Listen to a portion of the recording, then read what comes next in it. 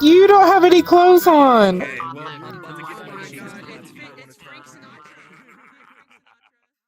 So, what about NSFW avatars?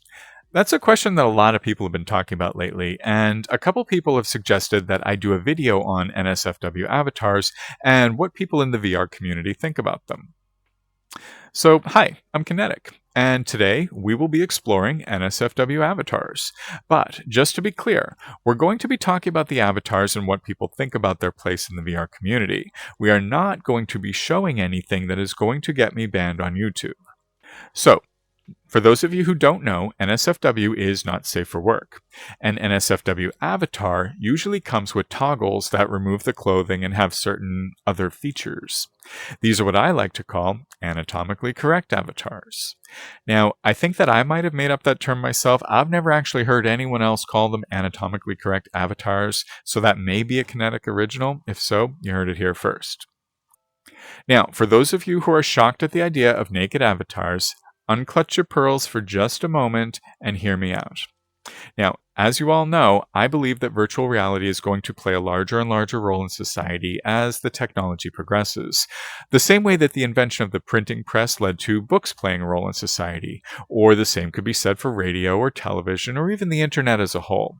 It's simply not realistic to think that a new and profound form of communication would not extend to all aspects of society and social function, including those aspects of society and social function that we typically keep private. Which actually brings me to an important point, and that is that almost everyone I interviewed about NSFW avatars at some point during the interview threw in the caveat that they would only use these toggles in private or in verified age-appropriate settings. So, yeah, let's hear what a few of these people had to say. Yeah. I mean, I'm wearing one right now. With me, I use them strictly, of course, for my lover, and because I don't because I don't necessarily need to use them for any other reasons than that.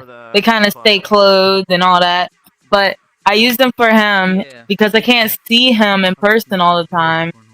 It's kind of nice to be able to talk to him on VR and, you know, still have our moments within VR.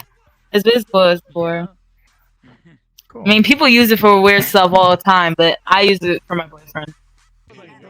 So, this avatar actually has an NSFW aspect to it. I mean, to me, as long as you aren't doing it in public where there's kids that can see you, I have no issues. As long as, like, no minors are walking up and you're like, what are they doing? I have no issues with it. So I'm just kind of talking to people about what their opinions are about NSFW avatars, but you're even more of an interesting case because you're a haptic user. So tell me your perspective on all that. Oh my gosh.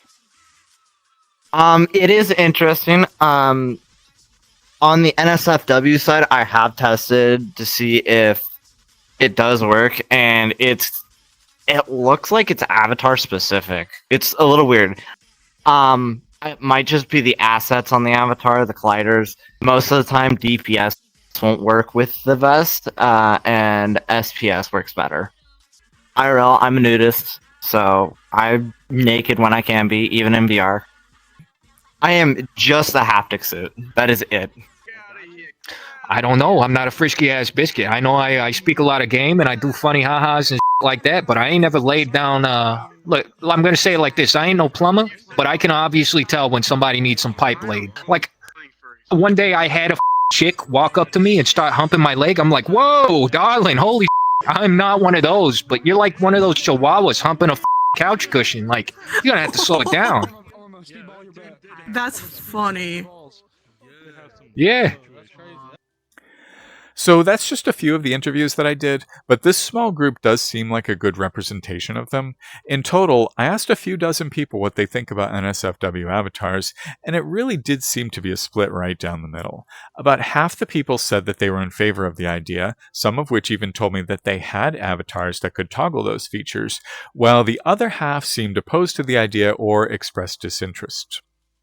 But one thing that I would like to point out is that many of the non-NSFW avatars may not be technically revealing, but they are suggestive to the point where they might as well be revealing. I mean, what's the old saying? I'm naked under these clothes.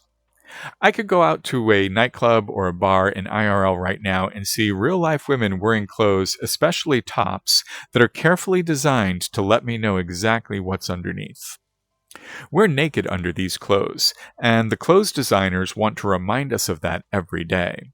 So there again, that's an IRL. But VR is becoming a reflection of IRL. So no one should be shocked or surprised to see that our reflection in the mirror, in fact, looks a lot like us.